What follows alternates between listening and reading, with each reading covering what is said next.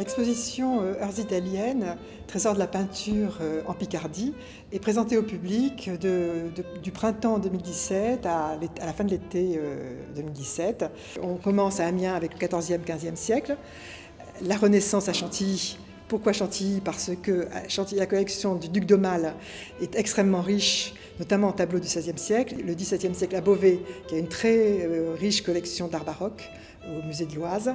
Et le XVIIIe siècle à Compiègne, puisqu'on est dans un des chefs-d'œuvre de l'architecture XVIIIe, le palais de Compiègne de Gabriel. On montre ce qu'on a vraiment sous la main, sous les yeux. Et le but de cette exposition, c'est à la fois d'intéresser, de valoriser un patrimoine régional, mais aussi de sensibiliser les détenteurs des œuvres, de l'intérêt de leurs tableaux. Ces investigations et ces missions de repérage ont suscité un gros effort de restauration, puisque j'ai compté que dans le catalogue, on a à peu près 50 tableaux qui ont été restaurés pour l'exposition. Donc c'est vraiment un effort énorme de la part de toutes les collectivités et largement soutenu par la Direction régionale des affaires culturelles, aussi de remise en état du patrimoine. Le grand retable de Stefano Sparano, d'abord c'est un retable complet, un tableau absolument exceptionnel et unique. C'est le seul tableau de Sparano que nous avons en France. C'est un immense chef-d'œuvre selon tous les critères de conservation, d'état, d'unicité et de beauté.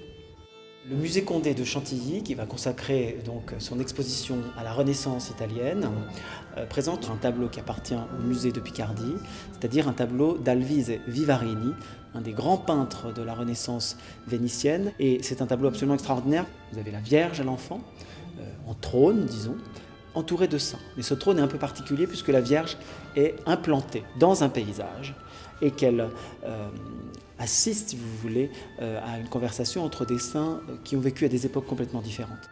La querelle d'Achille et d'Agamemnon, peinte par Gaudi, qui est surnommé le Batticcio, qui est le peintre du baroque romain. C'est un tableau que le musée de l'Oise a eu le génie d'acheter dans les années 60 en salle des ventes à Bourges, et tout de suite identifié grâce à l'œil de Michel Laclotte, qui était le directeur du département des peintures du Louvre.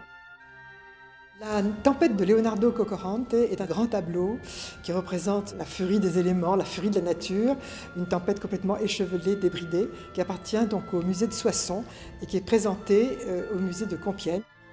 Beauvais est la ville qui permet à l'exposition Heures italiennes d'accueillir un chef-d'œuvre de Antonio Zanchi, qui est un des grands peintres vénitiens de la fin du XVIIe siècle. Il s'agit d'une mort de Lucrèce. Il y a tous les ingrédients véritablement donc, du tableau baroque dans ce grand chef-d'œuvre extrêmement spectaculaire et théâtral.